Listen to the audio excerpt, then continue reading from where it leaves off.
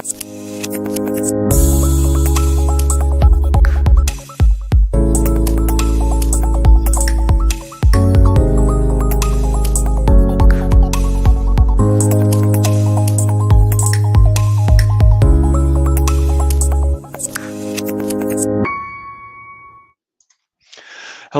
and welcome to the Holy Rivals Show. I'm your host, Nathan Brown, Nathan Bomber Brown, and I don't know where Ute went. He was just connected and then he disconnected. So I guess I'll get us started. I want to get everybody up to date on the latest news that we've had in realignment and anything else that we've been paying attention to.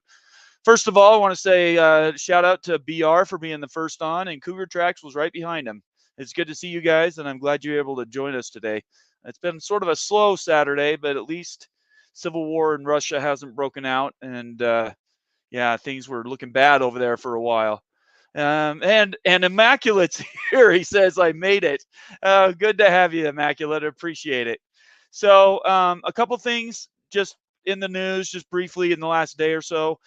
Jim Williams just had a tweet out that says he's talked to a couple of administrators within the Pac-12 that are telling him that they're really, really close to having a media deal done. I'm not exactly sure what the details on that are. They haven't spoken about terms and the value. There's still a lot of questions over the value because the last number I heard was 22.5, and I don't think that's changed.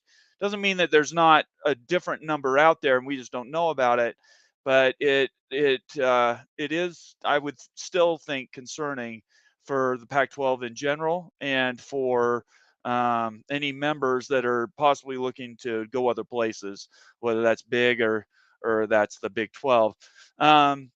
So that was one article that I saw in the last 24 hours. And then the second one was the notification that San Diego State's valuation, at least from what I'm hearing, is coming in at right around 15 million. Now, what that means is that's what the media deal would pay, but they might not see that amount. I don't want to. Generally, I don't take internet rumors and just say for a fact that's what's going to happen. Obviously, nobody wants to hear that, but it is a rumor that's going around that the number's around 15 million, and that they would end up getting a smaller portion of that unless they come in at 100% share. So I'm just going to open up a question and ask you guys to give me your comments on what you've heard. I've only been on Twitter about 4 hours today. I wasn't able to get on this morning. So if there's other news out there that you guys want to share, please put it in the comments and I'll report that. In the meantime, while I'm waiting for you, he's probably rebooting his computer now that I'm thinking about it. The first thing is, please subscribe. Tell your friends and family about this. We definitely are a growing channel. And between this and the Big 12 Mafia, we've got a really dedicated listener base and a lot of active listeners, which is great because we're a very active participatory show. Both the shows are. And I like to hear from you guys. And until you gets back, I'll probably bring people right on.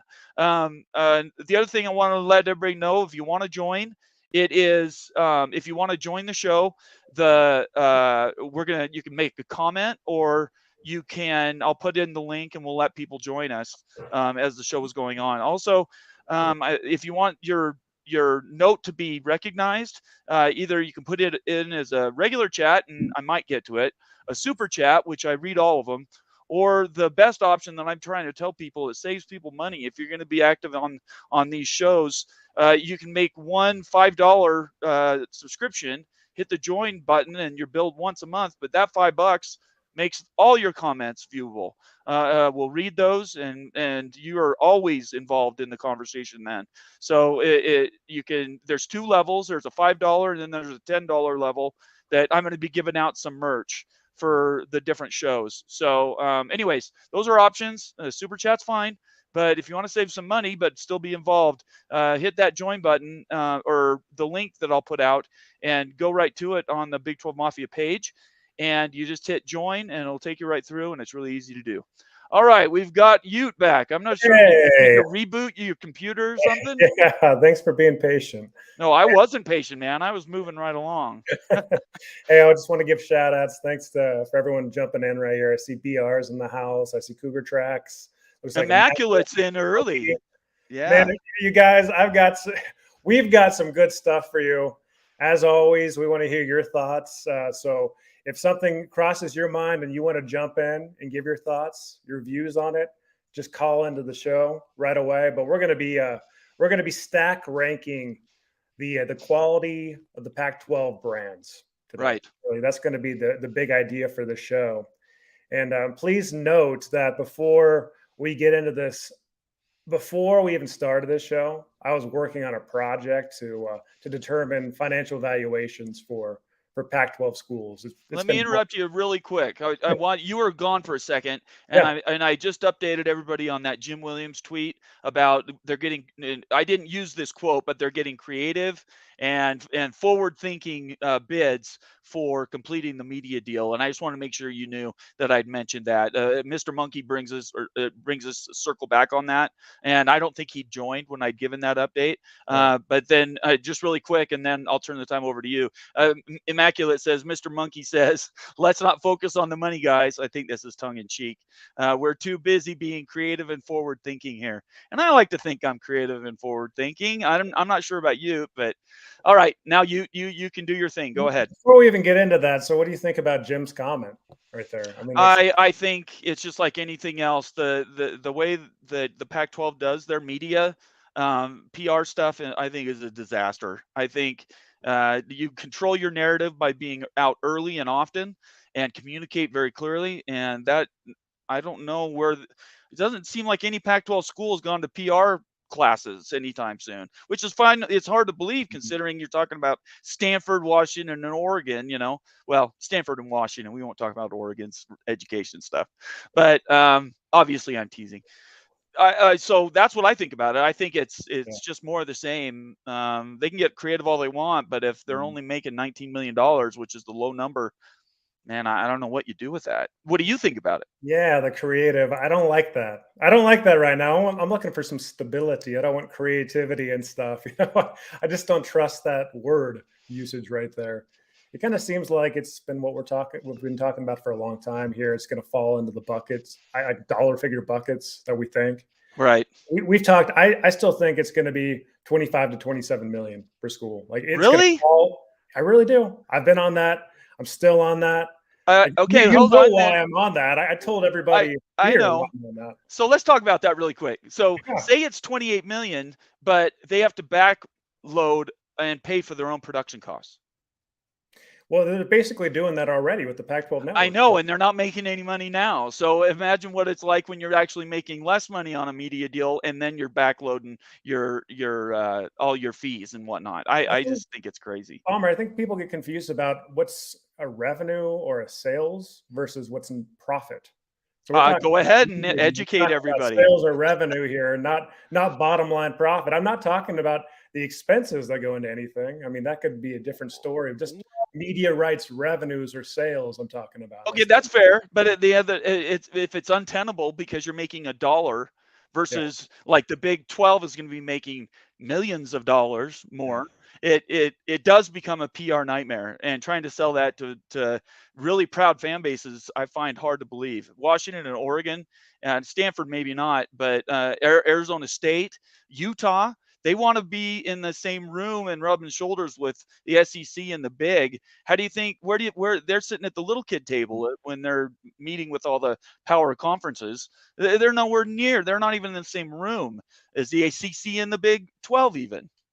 It's really concerning, and that's where it starts boiling down to profit too, right? Because that's really the extra money you have to build facilities, to pay coaches more, and the excess, right? And so if Absolutely. you're paying the production costs, then your profit goes down. It's not good, right? And it's concerning. I agree. Before- Immaculate says here, if you have to be creative with your media deal, this Right. isn't a good thing. I agree with that. Yeah. Right. I mean, if anybody wants to pop in and give your thoughts on this subject before we move on to like the brand rankings, jump in soon here. But yeah, that's my thoughts on it, Bomber. I don't like the wording and creativity.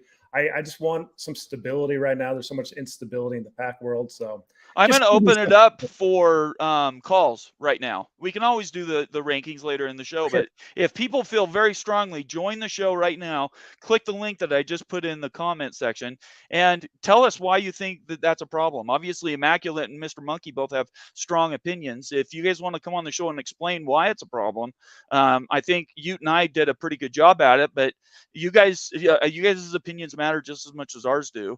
While we're waiting for that, is there anything you want to say about the rankings and what are the criteria that you want to have for the 10 teams? We're not talking about UCLA or USC. For the 10 teams that you want to rank, what are we actually talking about? What's the context? Yeah, so we're ranking the realignment value. Let's put our minds in the realignment space. Really, what value do you bring to a different conference? So when we're doing a stack ranking, it's not like just like the preference or anything. We're trying to get to the bottom of like, hey, how valuable is the school to maybe do a different conference, or maybe even in this Pac negotiation? Okay. So we're just trying to look at it from that lens. And there's kind of 5 different big ideas that go into these rankings. Okay, it's your brand, like your perception of brand, also your market size, your football quality, basketball quality, and to a lesser extent, I know this is going to drive folks crazy, but your academics, right? Okay. I think that all factors in. So there's like a 5-pronged view of this too for these brand rankings and everything else. And like we got some good feedback from the Holy Rival site too. We sent out a tweet yesterday and had folks opine on who they think are like the 1 through 10 stack rank. Right. And the list that we'll provide to you today here doesn't exactly align with any of those. It's kind of in the ballpark on some. But there's some, just straight up, there's going to be some shocking stuff. So if anyone wants to jump in and try to challenge or dare you to bring it on and stuff, and we'll talk about it as we go. So let's jump right into it here. So Bomber, I'm going to attempt to share my screen here. Okay. Yeah, please do. If it doesn't work, then I'm going to send you this, Bomber. Okay. That'd be fine. Immaculate, while you're doing that, Immaculate has a comment here. It says, I don't really know enough about the situation to talk for a while on what may or may not be happening with the Pac deal. And you don't have to, Immaculate. I was teasing you. You're welcome. You guys are welcome to do it in the chat. In the comment section. That's not a problem for us. I just know that both Ute and I really love when you guys participate on a call. We enjoy that a lot. And so that's all I was trying to get to. Are you still having difficulty trying to do that? Nope, I'm ready to go. All right, pop it. Here we go. It's your screen, man. There we go. You with me? Okay. I am with you. Go for it. All right, here we go. So bringing back the old Pac-10 logo, since we're 10 schools deep right now in the Pac. Thought that would be appropriate here. But let's think here. Okay, so Bomber, I'm going to ask you, what would you say is the 10th most valuable brand, or if you want to phrase it in more of a negative light, I guess you could say what's the least valuable brand in the Pac? What do you think? Going by your criteria, because you and I had a little bit of a difference on the definition of what the value represented, but I would say Cal. All right, let's jump in. So here we go. The Washington State Cougars here. Okay. So as I spoke about before, kind of setting it up, looking at the brand, the market, football, basketball, and academics. And I'm just laying it out right here.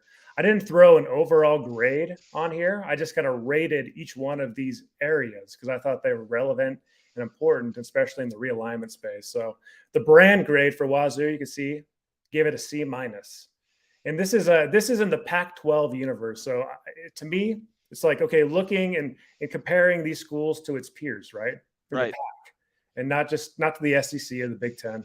So brand grade, giving Wazoo a C-, market D, and really that's giving Wazoo the Spokane market. They play in Pullman. That's where the school's located. Really small town out in Washington. Football grade. This is really a 10-year look at football. So it's not like a 50-year look, but really what's the most recent success that Wazoo's had in football? Throwing a C+ grade out there.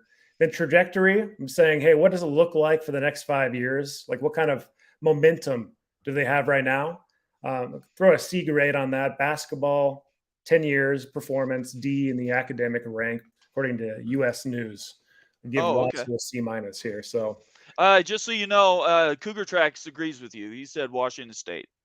yep. So So pretty comprehensive.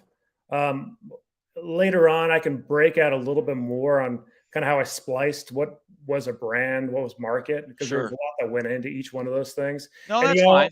That's I fine. totally dorked out on this because I'm just a kind of nerdy dork with this kind of stuff. But It's I okay. created what's known as a matrix model Right. with information, and I played all of these components to each other to get really a stack rank for these Okay. items that you're seeing here that go into Awesome. this. So there's actually some real stuff that's gone into it, and happy to explain any of that stuff.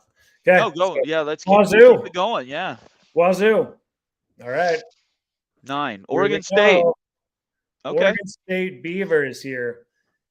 We got at number 9. So brand grade, and this the brand here because this is an important one for the model here. Where the most important components are brand, your market, and your football success. Those 3 areas.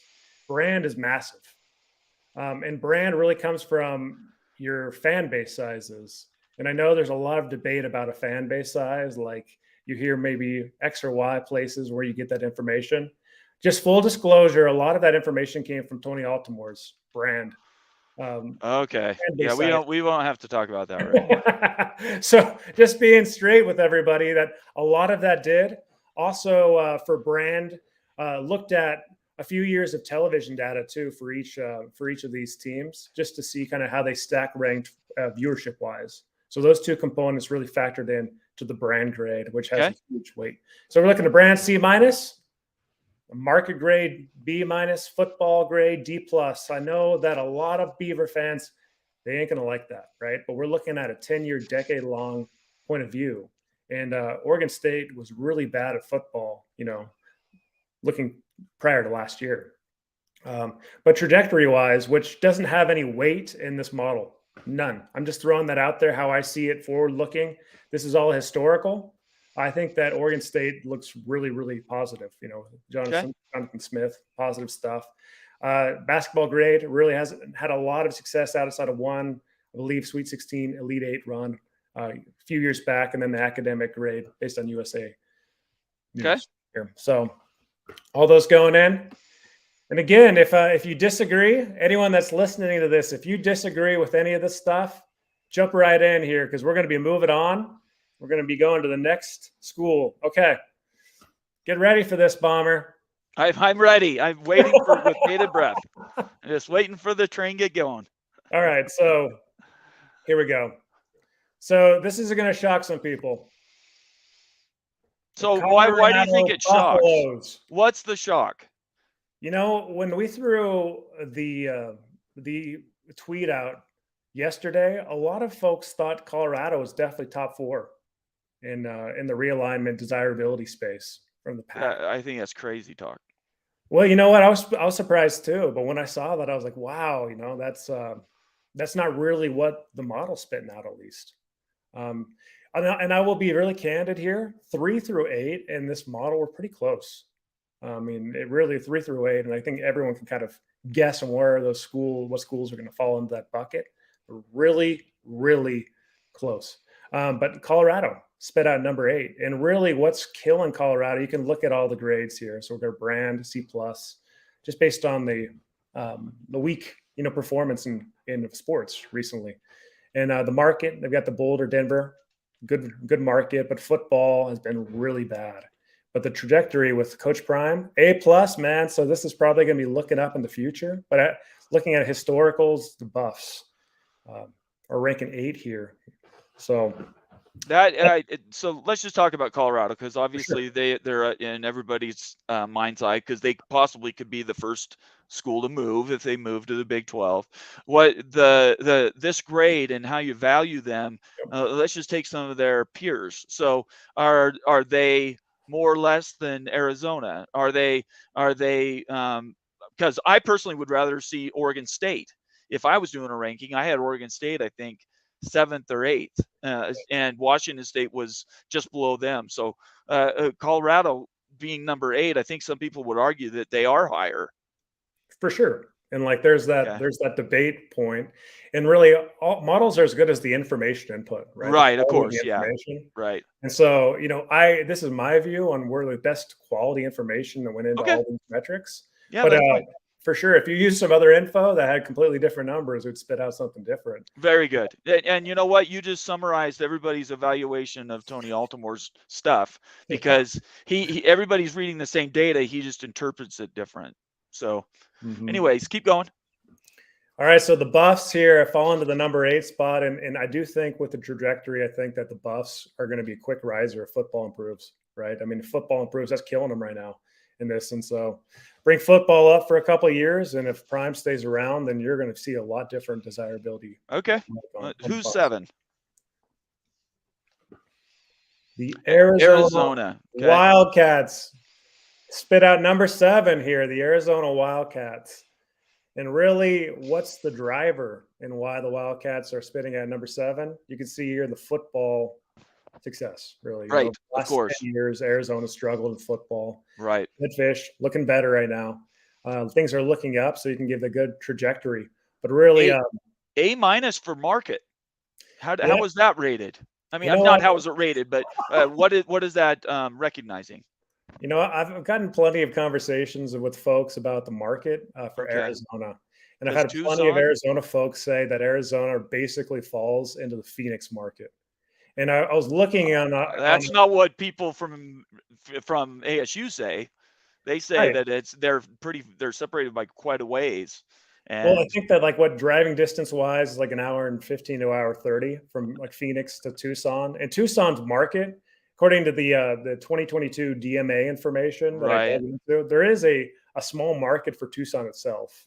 And if I would have put that Yeah. number in, it would have been a D for market size. But Yeah. based on the many conversations that I had with Wildcat fans, they think that they fall in, and I kind of agree that they fall into that Phoenix market too. I think that's a reach. But keep going. All right, who's next? You Who's 6? disagree? Oh, Yeah. I think if you just look at a map, it's like saying Provo gets Salt Lake. BYU doesn't claim Salt Lake City. It's only 40 miles, or Well, I actually it's think 50 that in miles, the but DMA still. info, I mean, I think that Provo would probably fall into that, wouldn't it? Again, I'm not sure where. It's So like the media maybe I'm market splitting. info. So hang on. I think this is an important discussion. So what we're talking about, the DMA is just the data being pulled in by the media companies, Yep. right? What I'm talking about is the passion of the fans. Where are Yeah. they actually the most passionate? And it's going to be Tucson. For instance, if we had Chris 24 catch on here, I think he would disagree firmly that Tucson and Phoenix should be counted together. So I understand that Arizona school people are saying that, but I just don't know how statewide that actually is. Okay, so let's talk about this. If you give Arizona the Tucson market, which has like roughly 900,000 people in their DMA, Okay, then the model's going to really hate the Wildcats, and so I agree. you're Yeah, probably going to be in the 8 spot. yeah. Um, Okay, that's fair. just like kind of theoretical and stuff, like talking about that. Okay, I kind of still see it, falling in to the Phoenix. So all right. that's probably a good, healthy discussion there. I wonder what other folks think too. On that. Yeah, Um, we have a lot of people like Immaculate saying there are more ASU fans in Phoenix Metro, but there are a lot of Arizona fans and grads here. So Immaculate lives in the area, so I would trust whatever he's saying. I was just down in Phoenix like 2.5 weeks ago, and they had like a University of Arizona campus, like Uh-huh. satellite campus. So there was like as much University of Arizona stuff in the area I was in as ASU. It was wild. Yeah, ASU is nuts in Phoenix. Absolutely crazy. All Okay, right, so who's 7 7. or who's 6 then? All right, let's move on to 6. Now this I disagree with. Big time. I think this is insanity. This is absolutely crazy. You can look at the grades here. There's fairly good grades for the Sun Devils, Yeah, right? I don't care about the grades themselves. I'm talking about in a real life countdown session of all 10, Arizona State should be either 3 or 4 Why do you think that? because that's how valuable they are. They as a brand. I'm taking this from Bob Thompson when he went back and looked at all the schools in the fall. he had Arizona State near right at the top. In fact, he was trading it in some models between Oregon's spot at number 2. So Arizona State they have the most students in the country outside of UCF, and they might not be real active fans, but they are passionate about their school. Mm-hmm. And so when you're talking about a media value or a value to a possible move to a conference, I think that has to be up there with 1 or 2. I can see that. I think that football is hurting them. And again, there's a lot of weight. And the way that I weighted these, actually, to talk about Bob Thompson, I had tweeted Bob Thompson a while back and asked him, really, what's like the strongest drivers for realignment? And he mentioned in a tweet back saying, brand, number 1, markets close by, number 2. Then you're really kind of taking a step back then football's clear third. Yeah, rivalry is number 1. I think that all goes into your brand, right? It's engagement, it's your passion and everything. I think that lumps all in. It's hard to have a rivalry without a rival. Well, Arizona State is Arizona. No, I'm just talking about in general. If we're talking about, we could do this all day, and everybody's going to get bored. I just think 6 is nuts. But keep going. It's surprising. I would have, intuitively, if I was just going to put a list together without using any of like the data-driven stuff, I would have had them higher too. So you're not alone in that assessment. I would have put them probably at 4 or 5. Honestly. There's a bit of a bias because I guarantee you're going to have Utah 3rd. So we can talk later. Keep going. All right, here we go. We're going to move on to 5 here. Hey, what do you want to make a bet that I have Utah 3rd? We're going to make some type of side bet. It's 3rd or 4th. I already know it's 3rd or 4th. So. All right, here we go. Yeah, Cal should be last.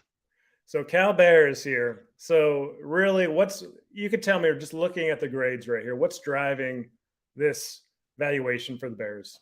It's all academics, and the market there in San Francisco. Right? Yeah, exactly. So I mean, because market is so important still. I mean, it gives them a greater weight. If you're looking at a couplet though of like Cal and Stanford combined, they become less valuable because of redundancy. They're both in the same market, right?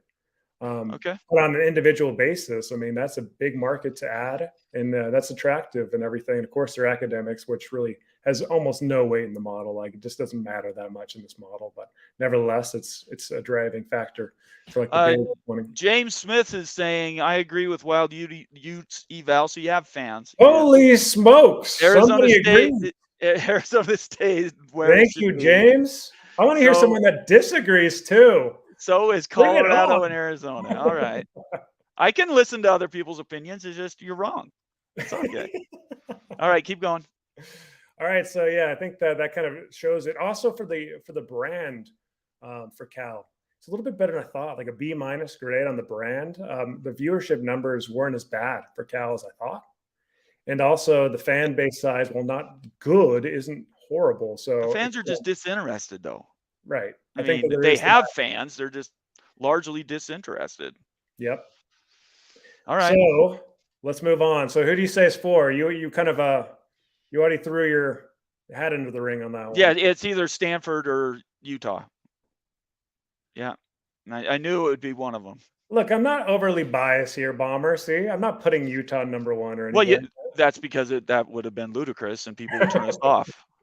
They would quit watching us if you had Utah number 1. We would lose 3/4 of our fans right now if you had Utah number 1. Yeah. Even number 2. So the Utes here. So the brand for the Utes is increasing, but it's still not as strong. I think ASU's brand is better than Utah's. The model spit that out too, slightly. Yeah. The market grade is hurting the Utes. Salt Lake, while growing, is of course really C+ compared to some of these other larger markets. Football scored really good on football, which was a big driver for the Utes being a number 4. Why isn't the trajectory in an A? The B+. Yeah. I mean, you won back-to-back titles. I mean, you didn't win the bowl game, but my gosh, if you don't ever grade Utah at an A or an A+ now, I can't imagine when you're going to actually be able to do that.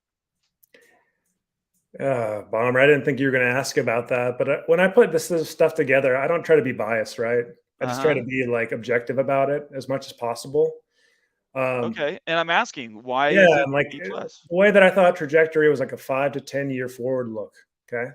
The Utes have made such a great run. And I think Right. that this year, I think the Utes really have a chance to get to the CFP. I Yeah. If know, they don't make it this year, they're not going to make it in the next probably 10 years. but with this media stuff going on, the uncertainty going on right now, I have a hard time really saying that 5 years from now, with this media contract, things are going to be better.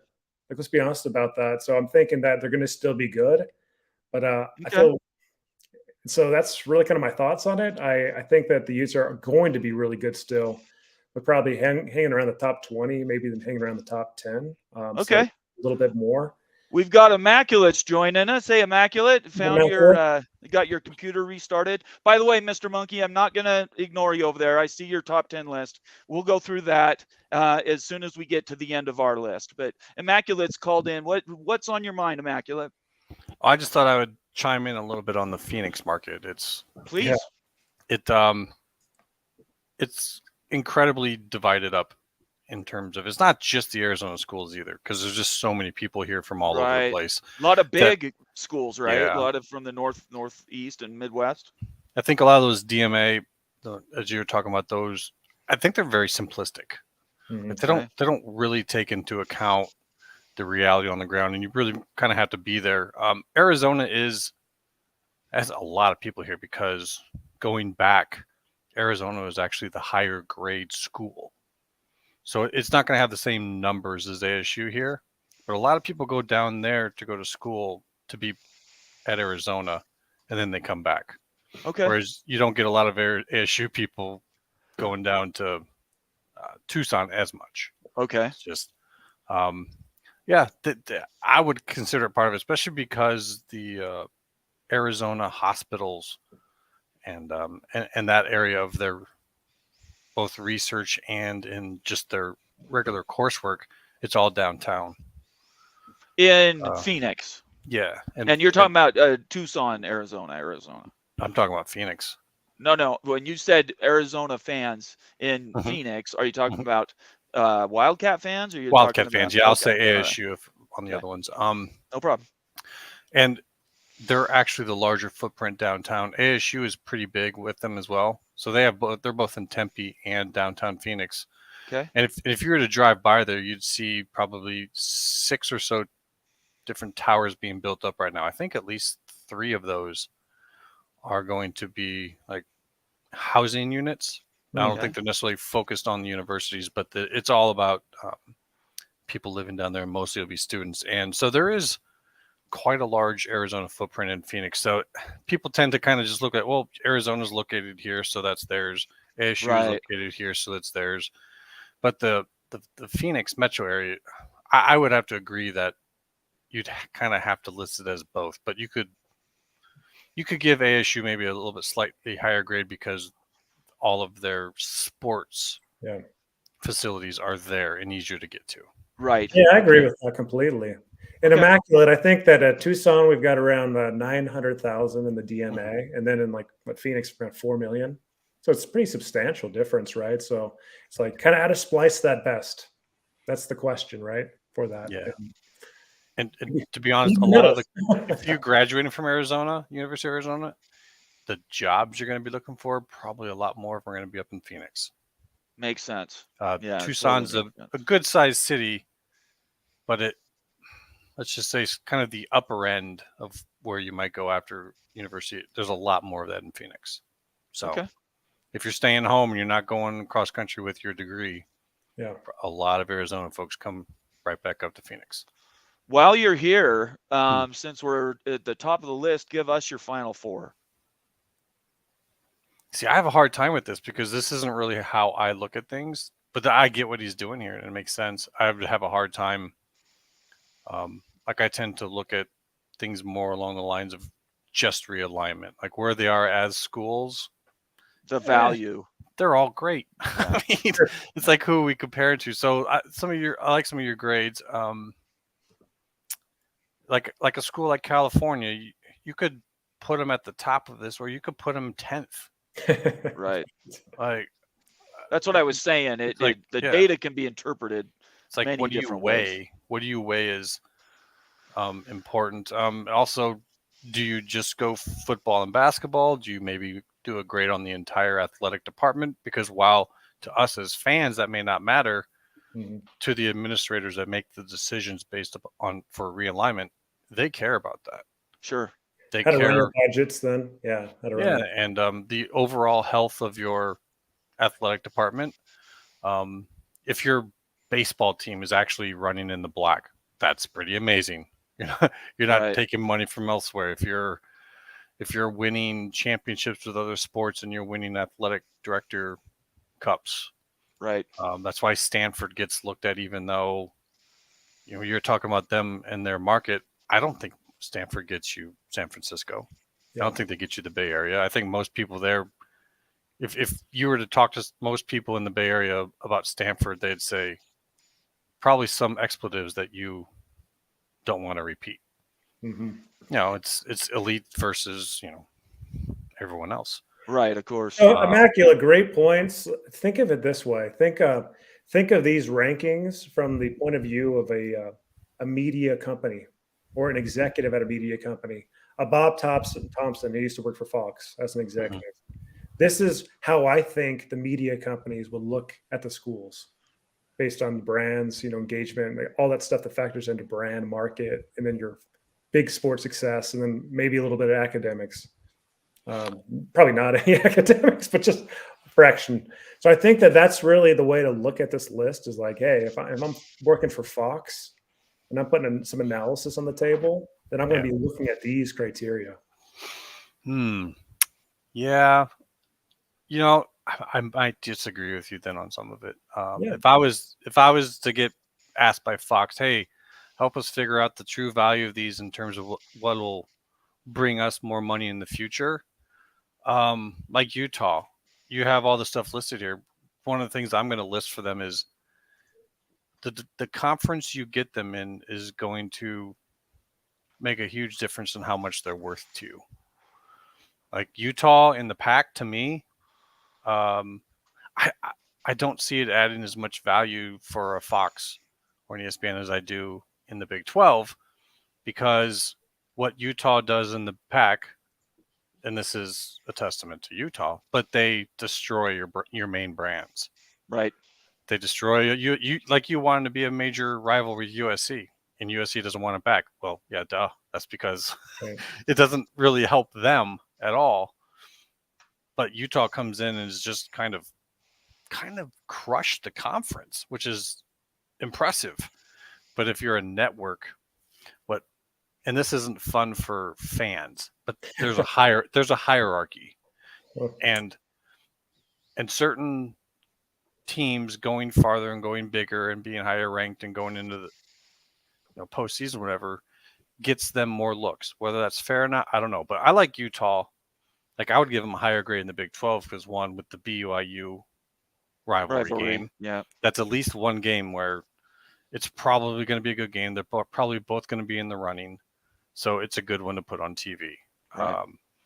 If they take that conference over, they're not ruining any other brands. Nope, they're not. In fact, they could get promoted sooner. They could get an invite from the Big if they go into the CFP maybe 2 out of every 5 years. Yeah, it depends upon if there's going to be another stage of realignment past what's about to happen. Of course, yeah, right. But even then, I say, no matter how much you win in the Pac, never going to be a king. So I would put their number a little bit lower in the Pac. But if you put it in the Big 12, I absolutely think Utah is one of the premier brands. Mm-hmm. So I would give their brand grade an A in the Big 12, but a brand grade in the Pac, I'm going to have to give it a lower one. Not as a hit on it, but I mean, you're going up against Oregon. Sure. You're going up against Washington. You are going up against Stanford, even though they don't deserve it. They still have that name, and brand recognition.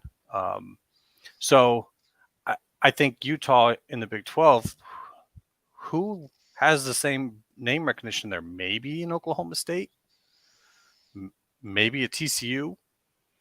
So, I think it's a little more complicated, I guess is what I'm trying to say. Sure. Is if you're valuing these, like, are you valuing them just to look at the school? Because I think your grading here is great for that. Like, if you're just looking internally, it's better. I wouldn't go up against any of this. It looks pretty good. But if it's more focused on expansion and realignment, I would probably go in a different direction. That's fair. So I think you're right about the graveyard wrecking Utah notion, right? Like where it could wreck your top brands. That's a really interesting thought. It's always kind of been Utah's MO too. Like back in the Mountain West days before the Utah was in the Pac, like I remember before the game on the Megatron at Rice-Eccles Stadium, they used to show like a graveyard of good teams, big brands that we've wrecked for the last 5 years. So seriously, like that kind of sums up who Utah is. And I never even thought that could factor into a realignment decision, something like that. Like a really good brand, but like not a blue blood that could be wrecking your blue bloods. That's fascinating, actually. Let me point something out for you. And I think this will help you, not you guys per se, but you in general, to anyone who might ever be listening to this, is hierarchy is got to be in the top 3 things that a conference has to keep in mind when it comes to realignment. Look at the Big Ten. Your first pick is Penn State. Obviously, huge brand, great get, all of the above. Second one they get is Nebraska. Because with Penn State, they always had scheduling problems because they had odd numbers. It's not so much a problem for basketball, but it's a problem for football. But so they got Penn State and Nebraska. And most people are only thinking about realignment in terms of getting the big names. And this makes us feel good about our conferences. We were able to get them. But their next 2 picks were Maryland and Rutgers. And those were not picks that you're getting to go light the world up in sports. They're both good, but they were big market grabs, but also great schools. But most importantly, those are schools that can lose and not be devastated by it. So your hierarchy is maintained. You grab 2 schools that it doesn't always go this way because sports are sports and there's chaos to it and winner and losers never for sure.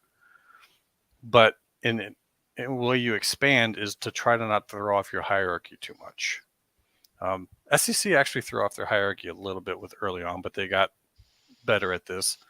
What's the deal with adding OU and Texas then? I mean, that's just going to throw everything into a wrench. They want to own the competitive balance statement.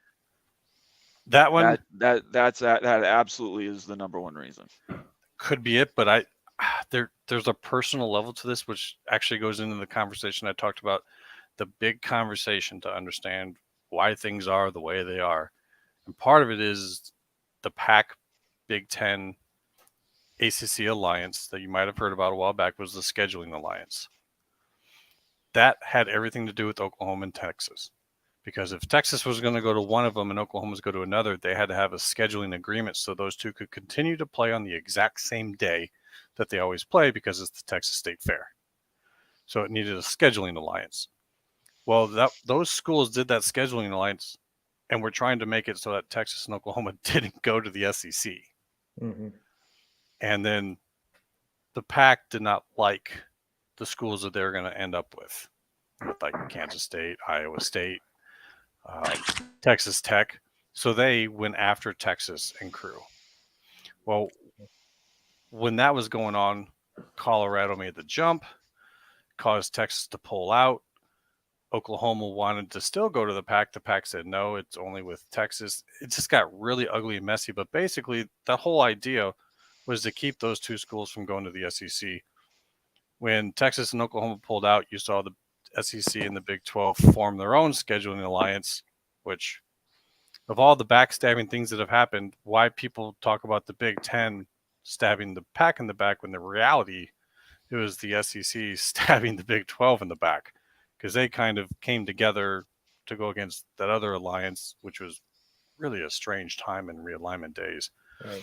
But the Pac basically stabbed the entire scheduling alliance in the back by doing that. And partially, I think it was the SEC saying, screw you guys, we got them anyways. But at the same time, it's obvious value for ESPN. So So really, to sum it up, Yeah. immaculate. So you think that when you're adding teams in realignment, you need to add some bottom feeder teams, Mhm. really, to prop up your brands. And Interesting that's where thought. that's where your numbers actually come in the most, in my opinion, because you got to find other reasons why they have value to your conference. So Yeah. like your academics, your your market, those type of things, because you're not getting them for their brand. You got other ways in which they add to you, but most of all, yeah, they're going to lose. There you I go. mean, you didn't bring in Rutgers to light up the conference. You brought in Rutgers because it's a great school and a great market, and because Penn State's going to beat them every year and have access to the New Jersey market. People like at the time thought it was a terrible addition, and I'm just laughing like, what are you talking about? It's great because our teams are going to beat them, and there's no saying that they are not Big Ten quality institutions. We did get a boost in our pay by getting them because the networks like the markets. They like the move to the East Coast. They like the fact that the Big Ten was going in that direction and are continuing to go in that direction. So when it comes to realignment, I guess what I'm trying to say to sum it up is it's not just about collecting the biggest, baddest, toughest, most winningest brands out there.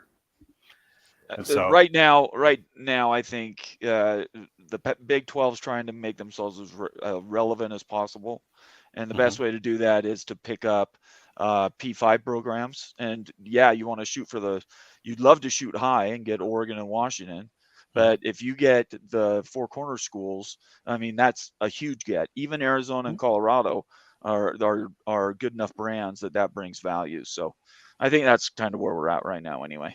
yeah, and the networks have told you, to us it's all the same value. Now we could Right. debate Yeah. why they would say that, Well, but they put that in writing. So the pro rata basically codified that as a yep, rule. Yeah. Well, thanks. Appreciate it, Immaculate. Thanks, It's always Immaculate. good to see you. no problem. All right. We'll talk to you later. All right. Hey, Jeff, what's We up? got Jeff has joined us. Jeff Fuller, for those that don't know, he's he's our besides Ute, who does data, Jeff Fuller is a media data guy, and he always is welcome on our show, and we really appreciate him joining us. He thought he couldn't actually attend today, so Jeff, we really appreciate you being here. Yeah. Can you hear me fine? We can. Great. Things worked out, so I can jump on. I actually just jumped on live. I haven't heard the rest of the show, so sorry Sure. if I miss or repeat anything. I did hear the end No. of Immaculate's opinions, and I think there's, it's a balance. You want to balance. Obviously, you don't go look for horrible brands. You want to add strength, but that Right. I think you guys put out a tweet yesterday saying, rank the Pac-12 by realignment value, Right. and I think I had, obviously Oregon the top because of the brand, and Washington sort of a couple steps below at number two. I think Oregon brand is huge, but I put, I think Arizona State number three. Right. And part of that was because, it's sort of what Immaculate's saying. They have a huge TV market. Oh, we lost him. Well, I can Let's tell you that Jeff see. wouldn't like the stack ranking list here. So as a Well, reminder, it does. anyone that's It joining doesn't here- matter. We always those are conversation starters. We use those so that we get people involved in the show. For sure. And Immaculate, his comments were spot on, and I think that everybody that has been here for the whole show really appreciates his sort of take on it. And I do Absolutely. believe it's something that everybody's take has value. There's not one absolute dominant method to going through this, and it shows that everybody's take is a little bit different, and context matters. While we're waiting for Jeff to come back, I found Jim Williams' tweet. So this is the tweet from Jim Williams. It says, spoke to two Pac-12 administrators who have been involved in the media rights deal. We are close to wrapping this up. This is a quote. close to wrapping this up, and I think the media will be surprised to see how creative and forward-thinking a deal that is. I keyed onto the same words that everybody else has been noticing, and those words were creative and forward-thinking. That seems like it's 90% streaming on Apple and maybe all of your over-the-air on CW.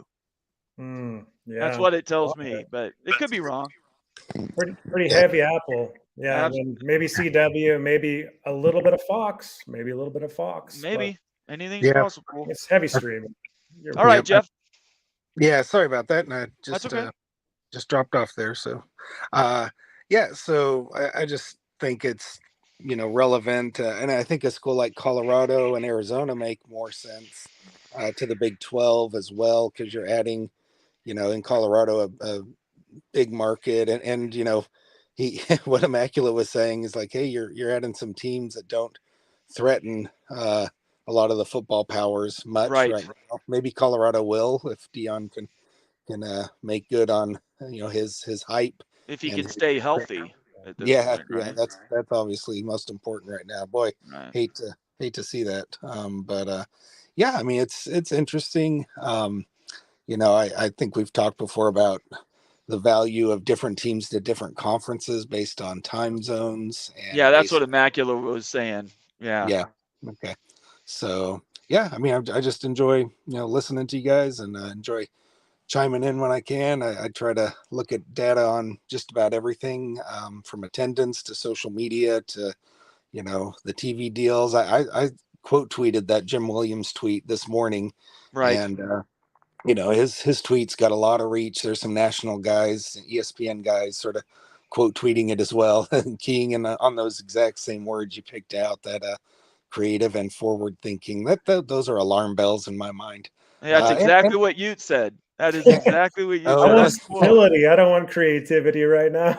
Yeah. I want forward thinking. Stability and guaranteed pay, not exactly. Hit these subscriber metrics or viewership metrics, and then you can get money. And I was getting a little snippy on Twitter and just said, oh yeah, we love to hit those subscriber goals. Look at all the money we earn from Comcast for our great subscriptions and all the viewership we got, and it's because they were double counting.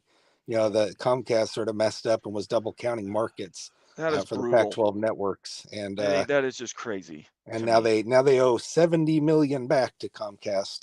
So is that the final number? Did that get finally? Yeah, it got up. It originally reported at 50, and then it was up to 60, and the latest from Wilner and Canzano was that it's 70 million. So it's going to be like, 6 million plus per school. I didn't realize that had been confirmed, so I appreciate you confirming that for us. Really quick, before we continue, I want to ask everybody to subscribe, hit the like button, leave us your comments and suggestions after the show. I think up to this point, I've still made a reply to every comment I've seen on YouTube, which is hard now since we've got so many more people involved in the show. But you guys are the only reason Ute and I do this is because we want to keep you guys involved, and your opinions matter here. They might not matter to other people, but they definitely matter to us. The other thing I wanted to mention is if you want to make sure your comment gets read, you can send us a super chat. Otherwise, you're welcome to just continue to talk in the comment section on your own. But super chats, or I've turned on a couple of subscription models. I was doing a show yesterday where one guy tweeted twice for a total of $30. That would have paid for 6 months. Actually, no, that would have paid for, 6 months of free comments for every other show he would have ever joined. So $5 a month, I think, is affordable. That's why I didn't make it any more than that for the basic one. And I invite you to do that so that we make sure we get your voice heard. Otherwise, I might miss a good comment in the comment section. Hey, I'm gonna sum this up for Jeff. Okay, so Jeff, please, if you didn't hear this, okay, so here's the stack rankings. All right, I'm gonna go from 10 to 4 because we're at number 4. Okay. Okay. So listen to closely and so Jeff, and think of it from this lens. Think of it that you're a TV executive. Say you're Bob Thompson when he was working with Fox, right? Okay. So you're making these decisions on valuing schools, kind of like almost putting in a way a financial value, but like a desirability rank, stack rank. That's the lens we're talking about. Okay. Okay. So number 10, Washington State. Agree. Number 9, Oregon State. Agree. Those two are sort of tied at the bottom, I have to say. Number 8, get ready, Colorado. Nah. Market's way too big. They have a Yeah. dormant brand that's revitalized with, I mean, right now, maybe 2 years ago they could be, maybe in the 6 to 7 range, but yeah, go ahead. I'm sorry. We're looking at we're looking at historical model. Okay, so this isn't Okay. forward looking. We're looking Okay. really at the last 10 years have a heavy weight to the performance. So CU That makes sense then from a football relevance standpoint, that I can see why they would end up lower than they really would be. So then next we're talking about number 7, Arizona. University of Arizona. Yeah. Yeah. Again, pretty bad football the last little while. And if you count their media market, it's small, but I think you really have to sort of add the two media markets, the Tucson and Phoenix together, and split them between those, because they have more alumni, and most of their alumni are up in Phoenix. So, I think you sort of split those two, and the basketball brand is strong as well. So, that's good. Oh, I just had a little kid walk in on me, so you might hear some other noise. That's Kids are okay. welcome. Yeah, this family show. It's okay. Yeah. So number 6 here, we're going to Arizona State. Arizona State, okay. That's 6.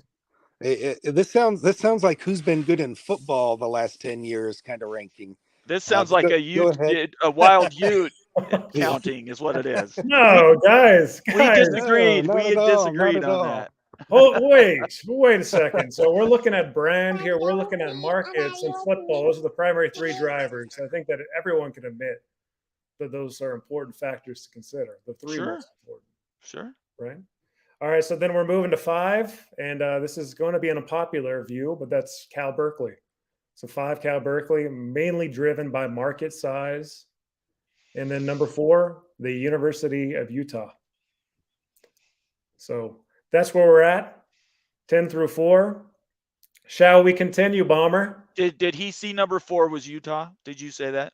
I was on mute. Okay. But you yeah, did see that. Okay. I had Utah as number 5 in my rankings, and I think 4 through 6, are sort of a little murky. I think you could throw in Stanford there. I think Cal should be lower. Yeah, it's a huge market, and there's a historic, and if you're throwing in academics, I can see that. But it gets murky in my opinion. But agreed, definitely agreed. So okay. let's screen share again here. All right, here we go. Moving on. Number 3, Stanford Cardinal. That's where I had him, by the way. You had Stanford at 3? I think, yes, I did. Yeah. I think most folks disagree with that take here. Brand-wise, C brand. What do you think it is? It's the market. It's the market, and plus keep in mind the historical looking view of the model, like the football that was a while ago, right? So, yeah, no, I'm sorry. I said that wrong. What I meant is why do people disagree it's at 3? I think that people think of Stanford just as a strictly academic institution that doesn't take sports seriously. Oh, yeah. No, I was counting sports. I think it's number 3 is solid. I'll chime in with one thing there on Stanford where I think they should be a little lower. It's just the fan engagement, the attendance. Yeah, they can fundraise, they can get money from whatever they need to make up for their lack of ticket sales, but they're engagement is really, really bad. And yes, they're Stanford, big name, the best academic institution in all of FBS by a long shot. But I think 3 is high, but I'm not a media executive, so there might be some reasons to have them there. And Jeff pointed this out earlier, but there's when you're looking at schools like Stanford and Cal that kind of fall in the same DMA, taking them both is less valuable, right? So looking at these, this is kind of a mutually exclusive, one at a time look at these schools. So I didn't knock anybody for being in duplicate markets. So that's something too. And like, so if the Big Ten's looking for Stanford and Cal, that might not be as valuable because they're both in the same market, and you're But not they really. took UCLA and USC, and they're in the same Yeah, market. LA is enormous though. LA is like so big. That's kind Well, of like San Francisco has like 8 or 9 million people. LA is significantly bigger than San Okay. Fran. Okay. Yeah, Um, yeah. LA's massive. I think it's like 6+ million TV homes, and I think San Francisco is like 2 point something TV home, 2 point something million, or 3 point something million. It's more than 2 times the smaller Okay. than the LA market. so that was a Sounds little good. bit of an outlier with the USC and UCLA hit there. But yeah, so Stanford, the model likes Stanford here. And you can look at the trajectory. It's not looking good for the Cardinal. There's a lot of questions right now about NIL at Stanford and like how competitive they're going to be in sports, you know, in this new era where players want to get paid on the side by boosters. I just don't know how that's going to really look. So there's some murkiness with football and sports at Stanford. And so they might be a free faller, you know, in a couple of years on this type of Yeah, list. I think more concerning for Stanford is not NIL. I think they might find a way to compete there, but it's the transfer portal. Mm-hmm. I mean, it is just hard to get people there to start with. And if they lose people to the portal, getting them in, or they've even had problems with grad transfers. I mean, Stanford's not going to let, you know, just anybody come join their MBA program or their law school or Right. whatever Yeah, just right. Yeah, master's the transfer program they portal. have. You know, they have really high standards. So transfer portal is really brutal for Stanford. Yep. NIL and transfer portal are Yep, there gonna we go. kill the We nailed program. it. All right, we're moving on, guys. I think that these are pretty self-explanatory here. No, What? no, What? no, What? no. Oh, Washington's worth Bomber, more than Oregon. pitch your argument here. For one thing, their history, if you look at Oregon's history, is a little over 25 years old. They're only because of Phil Knight. Phil Knight dies tomorrow, and I'm not wishing ill on anyone, but if that happens and the money from their endowment, their athletic endowment dries up, Oregon's gonna fall back down again because they won't have near the level of support. Washington is the number one brand in the Pac-12 right now. Man, the model doesn't agree with you. Uh, And if you look at fan base size, again, based on largely Altimore's fan base size. Jeff, I'd like to get your thoughts on that yeah. too. What do you think of Tony Altimore's fan base size info that came out about last year? Yeah, I'm not the biggest fan of number one. You know, he never really showed how he got to his numbers. It seems like he started with Nate Silver's numbers and some other basic numbers, and then uh, I'm sure he had a way to look at it. But I mean, it was almost laughable though. You know, he had the average Pac-12 school going from Silver's number in 2011. The average Pac-12 school over tripled in fan base size in Right. that 10 Yeah. years time. When if you look at on the field and what's happening in their stadiums, you know Yeah. they were on the downward trajectory as a conference for those 10 years. But you know, excluding the Utes, you know, pretty much everyone else was on the downswing. So you know, I think there's some relevance there, but I think when you look at the pack compared to the rest of the conferences, you know, he really juiced up the pack number somehow in his fan base estimates compared to most other estimates that are out there. So, but that being said, I still think Oregon is the biggest, you know, brand and fan base. They just picked up a lot of fans nationwide by being, you know, can this be the team that crashes the SEC party, and you know they've got the sexy uniforms and yeah, you know all the stuff. They just picked up a lot of like I have a son who's 20 now, and he, you know, as a teenager he just loved the Ducks when he was, you know, 13, 14, and you know he just picked him up as a second team, even despite me trying to slap him around saying, "What are you doing?" You know, there's he I just want to know about the academics grade being A minus. Oh, Washington's academics are excellent. Oh, sorry, I was thinking this was Oregon. I apologize. Okay, yeah, no, Washington's is tip of the top. Yeah, It's just that's right. full of A- grade. So Yeah, mean, you can I see- don't know how you can have Washington below Oregon. Well, yeah, let's jump over to Oregon then. And right here, football grade, really looking at 10 years of performance, brand grade based on the fan base, information that we've kind of referenced. According to Altimore's fan base, again, I get that there's question marks with that. Yeah, That basically doubled up Oregon versus any other Pac fan base. I just So think that has a huge weight for me just to understand how big the fan base is. There's a reason that Oregon's on TV all the time. what happens when they lose the game of the week uniforms when he's gone? When Phil Knight's gone, Yeah. I think this program's strong enough now they can withstand. No, I'm talking about they're not wearing new cleats and new uniforms every game if he's gone. Yeah, I just don't think it matters. I think they've built a good enough fan base with the younger kids now getting older and everything that folks just want to watch Oregon football. It's cool. It's popular. It really is. This is generational. I can already tell. I'm not going to convince you. That's fine. And then you can see that with the trajectory, right? I mean, I'm thinking that Oregon's likely going to end up in the Big Ten, right? And so, if they get in the Big Ten, they're going to be a good football team for many years. I've seen a lot of stuff that said Oregon it might not even be the first pick if they were to get two. They would take Washington and Stanford. Yeah, that's debatable. I mean, like, yeah. Well, so, that's not data I made up. Yeah. And their academics, B is I think high as well.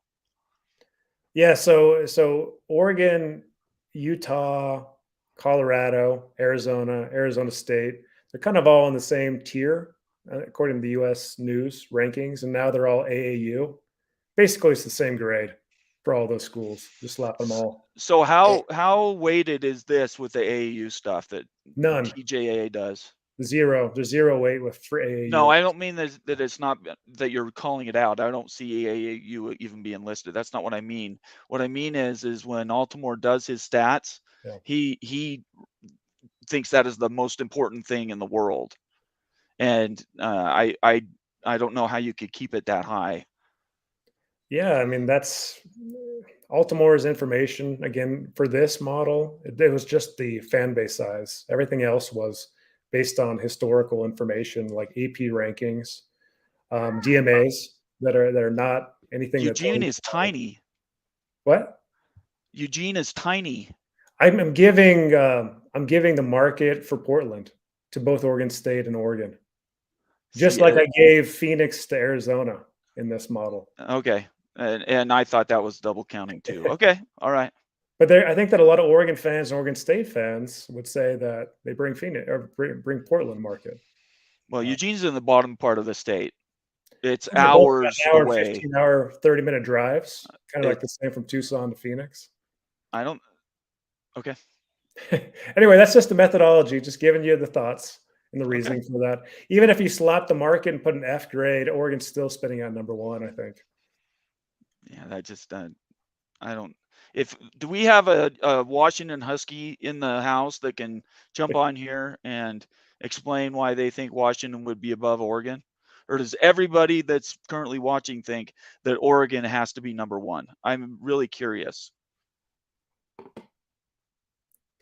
I think that most people think Oregon's going to be number one. Jeff, your thoughts again? Yeah, got a little background noise here, but yeah, Oregon, I think that's the right choice as number one there.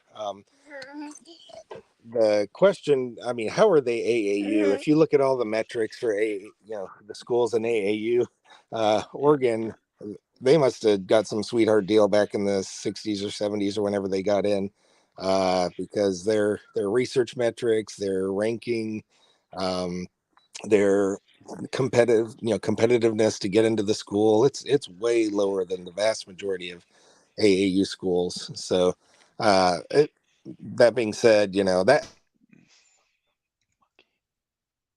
why I think they're a little bit delayed in the Big Ten inviting them, just because there's I think a lot of the Big Ten presidents sort of look down on Oregon as an institution. Yeah. Even though they're AAU, they just don't really think highly of their. Yeah. I think I'm gonna AAU mute is again. Just a so, lot of noise going on. overstated, Jeff. I think that AAU really, it doesn't even matter that much. Like really, like it doesn't have any impact on like the U.S. news and the other rankings and stuff. They do those separately, and I don't know. Like to me, it doesn't really have as much cachet as maybe for some other folks, the Oh, AAU stuff. yeah. Plus, If you talk to some people though, they think that they just like the president sort of laugh at the world news and U.S. News and World Report rankings and think that's stupid. They say it's the Shanghai rankings, the yeah. research The rankings that are Shanghai. most important. That's So, funny. yeah.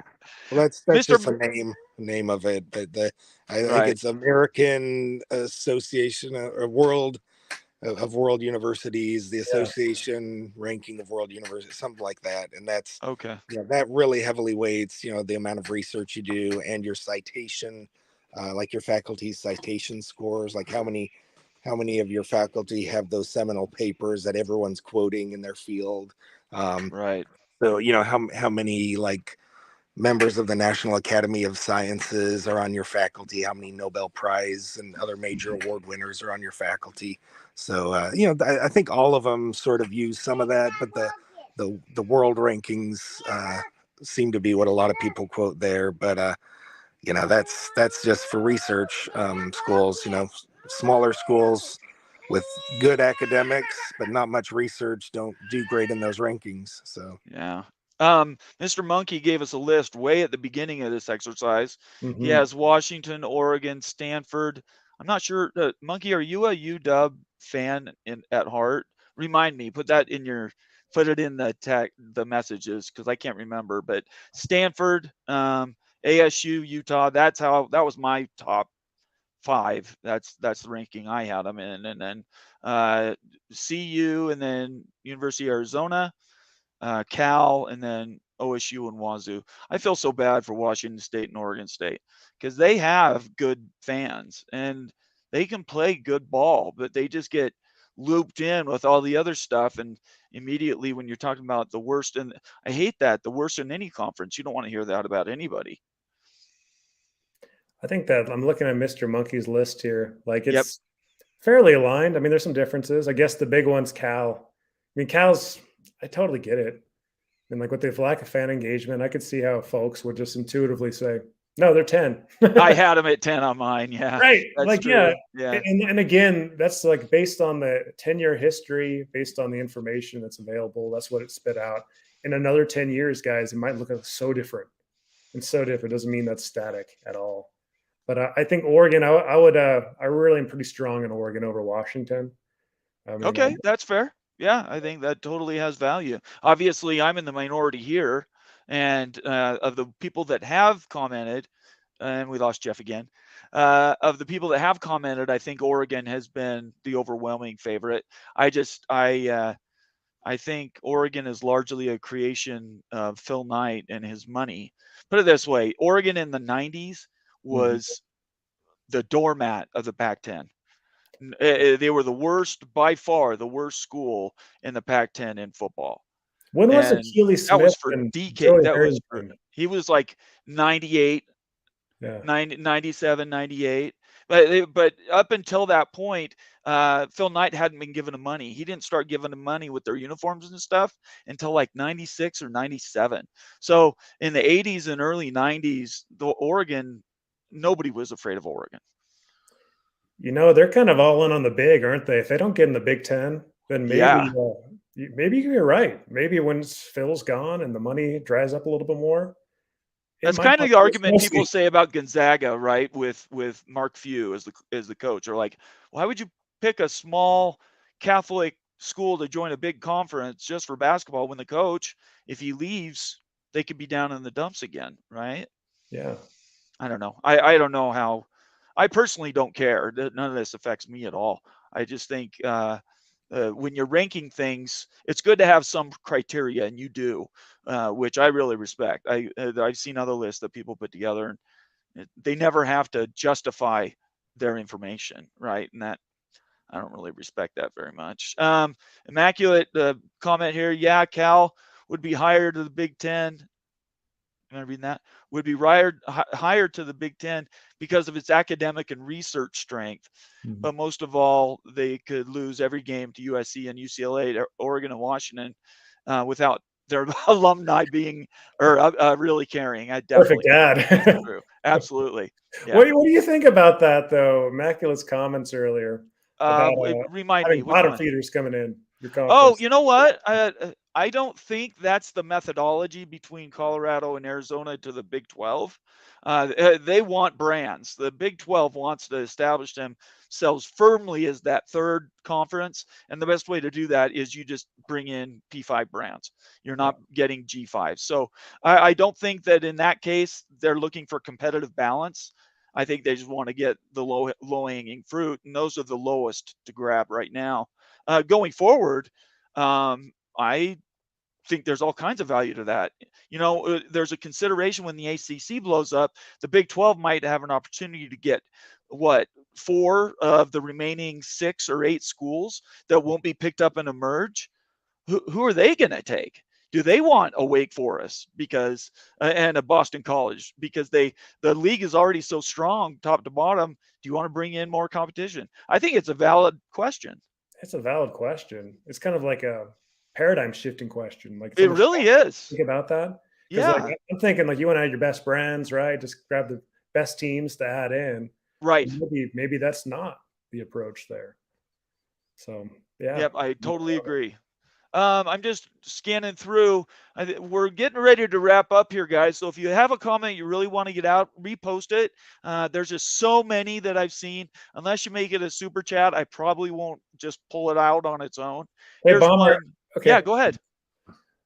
So there on Twitter, Steve-O actually asked us to bring up a topic here. And I want to get your thoughts on it. Okay. Yeah. So it's regarding home and homes. Okay. Right. So Ohio State canceled a home and home with Washington based on what people think is a concern with the media deal. There might have been more stuff that's gone into that. But the question was, if this media contract is largely streaming based, are we going to see a slew of home games canceled by opposing teams? Yes. We want to be playing on. We're not talking about that. That's actually a big point. We talked about it a few months ago. Man, that's. But anyways, hey, you know what? That could be a whole topic. Let's talk about this for a second. I definitely think that will happen. I'll make a prediction today, June whatever, that if it's 70 or 80% streaming, you're going to have a slew of Big Ten games that are going to be canceled with the Pac-12. They do everything hand in hand, those two conferences in the past. And there was a whole bunch, like you said, mentioned the Washington game. That was a big deal for Washington. Huge. Right? They definitely wanted that game in Seattle. So yes, Michigan has some away games that were scheduled I guess it's hard to say you're taking all of them because they do move over UCLA and USC for the teams. But yes, I 100% agree with that. What do you think? Yeah, it's just another negative for the media deal, I think. Right. I agree with it. Like Utah in the future as Arkansas with a home and home, and LSU.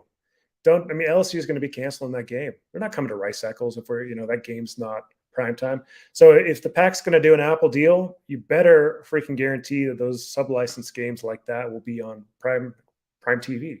How can you guarantee that? They'd have to sign a contract to make sure that it is? I have no idea. Just throwing that out there. I totally agree with you. Yeah, I definitely agree. They're going to need some assurance that's going to be in a primetime slot. I don't know how to work that out, but it adds more complexity. And if you're Apple, you have to build that into your risk analysis, right?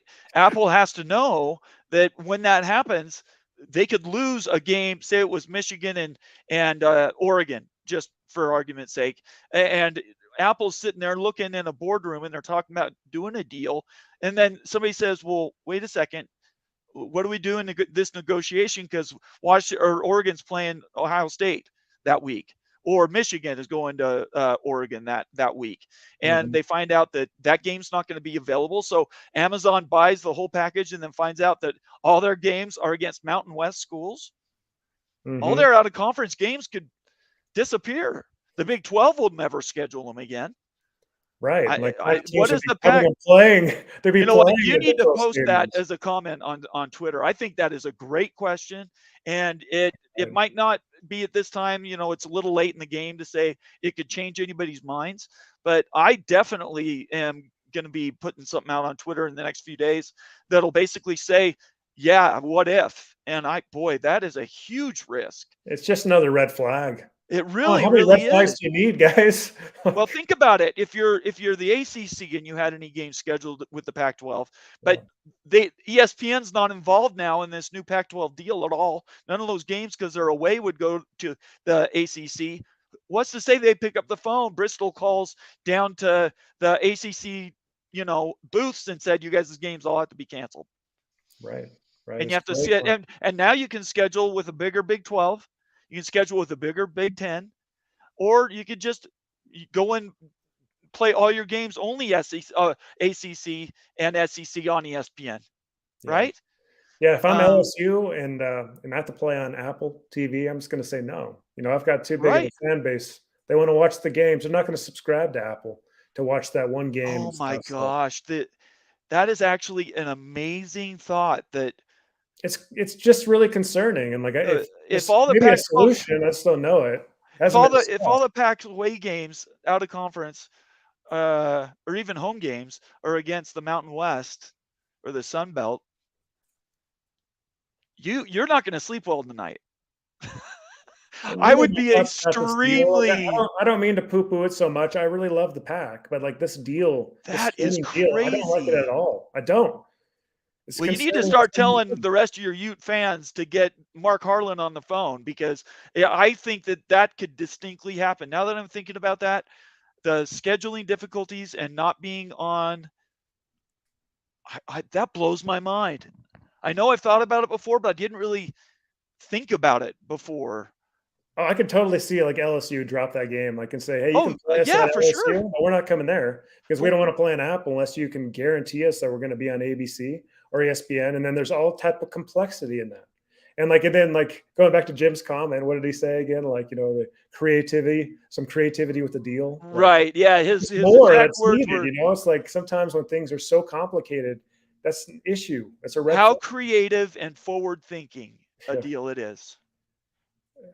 Yeah, it's. You know what? I don't normally worry about Utah for anything, but this is one thing that I think it kills your brand if you don't have any big out of conference games in Rice-Eccles. Your fan base will be really upset about that. And on top of that, your competitive balance, all your out of conference games will be against the Sun Belt or the MAC or the Mountain West. There might be a solution. There might be a sub-licensing solution. That would be the only alternative is Apple sub-licenses. But even then, it's iffy. Right. It is.